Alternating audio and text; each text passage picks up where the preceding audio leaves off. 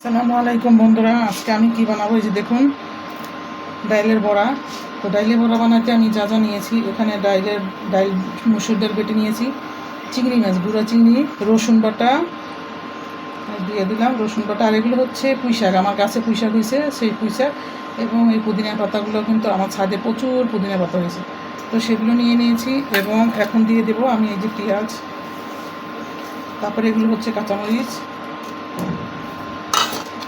এখন দিয়ে দিব লবণ, স্বাদ মতো লবণ দিয়ে দিলাম। এখন একটু হলুদ দিয়ে দেব, এবার একটু জিরার গুঁড়ো দিয়ে দেব। এবার সুন্দর করে মাখায় নেব। তো বন্ধুরা, হয়ে গেল আমার মাখানো, একদম রেডি। এখন ভাজবো।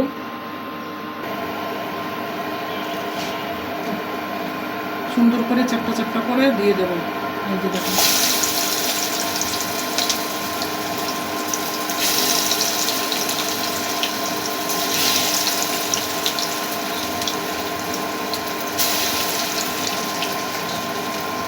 এখন আমি একটু উল্টে দেবো। দেখুন এই পিঠ হয়ে গেছে, এখন এই পিঠ হবে।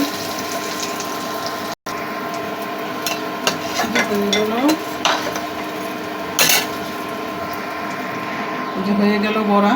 তো ভিডিওটা ভালো লেগে থাকলে লাইক কমেন্ট শেয়ার করবেন। আল্লাহ হাফেজ।